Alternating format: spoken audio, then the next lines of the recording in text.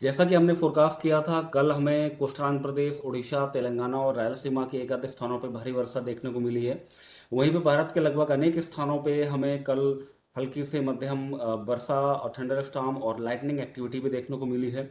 अगर हम ओलावृष्टि की बात करें तो हमें कल ओलावृष्टि जो है वो जम्मू कश्मीर, हिमाचल प्रदेश, उत्तराखंड, पंजाब, राजस्थान, पश्चिमी मध्य प्रदेश, बिहार, छत्तीसगढ़, उड़ीसा, वेस्ट बंगाल, मेघालय, मध्य महाराष्ट्र, गुजरात, मराठवाड़ा, तेलंगाना और साउथ इंटीरियर कर्नाटका के कुछ एक स्थानों पर देखने को मिला है। अगर हम आज के मुख्य सिनॉप्टिक सिस्टम्स की बात करें तो एक हमारा मिडिल ट्रोपोस्फेरिक लेवल्स में पश्चिमी विक्षोभ देखा जा सकता है।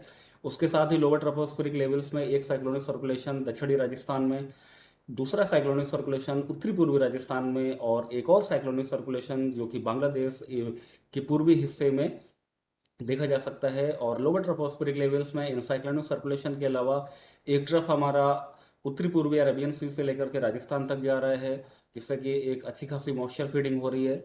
और इसके अलावा दूसरा जो ट्रफ है वो हमारा दक्षिणी राजस्थान से बांग्लादेश तक जा रहा है। और ये ट्रफ जो मध्य प्रदेश, छत्तीसगढ़ और झारखंड और वेस्ट बंगाल से होते हुए जा रहा है। और दक्षिणी प्रायद्वीप में एक ट्रफ जो है जो कि तमिलनाडु से होते हुए रायलसीमा, तेलंगाना और विदर्भा से गुजर के मध्य प्रदेश तक जा रहा है। अगर हम वेदर फोरकास्ट की बात करें उत्तरी पश्चिमी भारत को अगर हम देखें तो उत्तरी पश्चिमी भारत में अगले 4 दिनों तक हमें हल्की से मध्यम वर्षा अनेक स्थानों पर देखने को मिलेगी। वहीं पे थंडर स्टॉर्म, लाइटनिंग और गस्टी विंड्स भी हमें उत्तरी पश्चिमी भारत के अनेक स्थानों पर अगले 4 दिनों तक देखने को मिलेगी।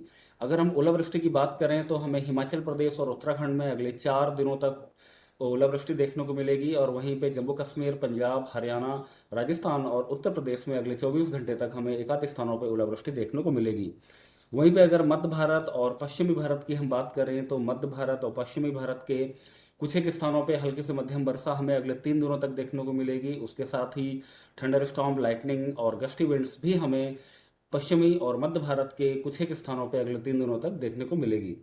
ओलावृष्टि को अगर हम देखें तो पूर्वी मध्य प्रदेश, विदर्भ और छत्तीसगढ़ में अगले 2 दिनों तक ओलावृष्टि होने की संभावना है। वहीं पे गुजरात में, मध्य महाराष्ट्र, मराठवाड़ा में अगले 24 घंटे तक एक आध स्थानों पर भी हमें ओलावृष्टि देखने को मिलेगी। अगर हम दक्षिणी प्रायद्वीप को देखें तो दक्षिणी प्रायद्वीप के में अगले 3 दिनों तक यानी कि 17, 18 और 19 मार्च के को अनेक स्थानों पर हल्की से मध्यम वर्षा देखने को मिलेगी। वहीं पे थंडर स्टॉर्म, लाइटनिंग और गस्टी विंड भी कुछ एक स्थानों पे हमें अगले 3 दिनों तक देखने को मिलेगी। और अगर हम ओलावृष्टि को देखें तो दक्षिणी प्रायद्वीप के अनेक स्थानों पे हमें 17 मार्च यानी कि आज खास करके तेलंगाना, आंध्र प्रदेश, रायलसीमा और साउथ इंटीरियर कर्नाटका में हमें ओलावृष्टि भी देखने को मिल सकती है। अगर हम भारी वर्षा की बात करें तो कोस्टल आंध्र प्रदेश में अगले 3 दिनों तक हमें एक आधे स्थानों पर भारी वर्षा देखने को मिलेगी। वहीं पर तेलंगाना में अगले 2 दिनों तक और रायलसीमा में अगले 24 घंटे के अंदर हमें एक आधे स्थानों पर भारी वर्षा देखने को मिलेगी। अगर हम पूर्वी और उत्तरी पूर्वी भारत की बात करें तो पूर्वी और उत्तरी उत्तरी पूर्वी भारत में अगले 5 दिनों तक हमें हल्की से मध्यम वर्षा अनेक स्थानों पे, थंडर स्टॉर्म, लाइटनिंग और गस्टी विंड्स भी हमें कुछ एक स्थानों पे अगले 5 दिनों तक देखने को मिलती रहेगी। वहीं पे अगर हम ओलावृष्टि की बात करें तो जो हमारा सिक्किम है, वेस्ट बंगाल है, दक्षिणी आसाम है, मेघालय और त्रिपुरा, झारखंड और वेस्ट बंगाल में अगले 24 घंटे यानी कि 17 मार्च को में कुछ एक स्थानों पे ओलावृष्टि देखने को मिलेगी। वहीं पे बिहार और उड़ीसा के कुछ एक स्थानों पे हमें 17 और 18 मार्च को ओलावृष्टि देखने को मिलेगी। अगर हम भारी वर्षा की बात करें तो अरुणाचल प्रदेश और असम और मेघालय में हमें 19 और 20 मार्च को भारी वर्षा देखने को मिलेगी। वहीं पे त्रिपुरा के कुछ एक स्थानों पे हमें 20 मार्च को भारी वर्षा देखने को मिलेगी। ये हमारा कलर कोडेड ग्राफिकल फॉर्म में वेदर वार्निंग है। 17 मार्च को हम देख सकते हैं कि हमने उत्तरी पश्चिमी भारत, मध्य भारत और दक्षिणी प्रायद्वीप के कुछ हिस्से को और पूर्वी भारत के कुछ हिस्से में हमने ऑरेंज कलर का वार्निंग दिया है। इन सभी क्षेत्रों के कुछ एक स्थानों पे हमें लाइटनिंग एक्टिविटी, थंडरस्टॉर्म एक्टिविटी और ओलावृष्टि देखने को अगले 24 घंटे के अंदर देखने को मिलेगी।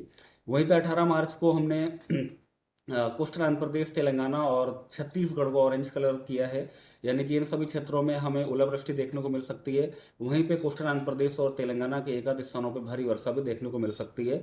बाकी अन्य क्षेत्रों में हमने येलो कलर का वार्निंग दिया हुआ है। वहीं पे 19 मार्च को हमने आसाम एंड मेघालय को हमने ऑरेंज कलर दिया है, क्योंकि आसाम एंड मेघालय को हमें भारी से अत्यधिक भारी वर्षा भी एक आध स्थानों पर देखने को मिल सकती है। बाकी उत्तरी पश्चिमी भारत, मध्य भारत और पूर्वी भारत के क्षेत्रों में हमने येलो कलर का वार्निंग दिया है। वहीं पे 20 तारीख को भी हमने उत्तरी पश्चिमी भारत और मध्य भारत और पूर्वी भारत के कुछ एक स्थानों पे येलो कलर का वार्निंग दिया है। जैसा कि हम इस ग्राफिकल फॉर्म में देख पा रहे हैं, 20 तारीख से 20 खास करके 19 मार्च से हमारा जो पश्चिमी भारत है वहाँ पे हमें जो अभी थंडर स्टॉर्म, लाइटनिंग और हेल स्टॉर्म का जो एक्टिविटी चल रहा है भारत में, वो पश्चिमी भारत में हमें 19 मार्च से कमी देखने को मिलेगी। वहीं पे दक्षिणी प्रायद्वीप की अगर हम बात करें तो हमें 20 मार्च से उसमें कमी देखने को मिलेगी, और वहीं पे उत्तरी पश्चिमी भारत में भी 21 तारीख से मौसम में कुछ सुधार देखने को मिलेगा।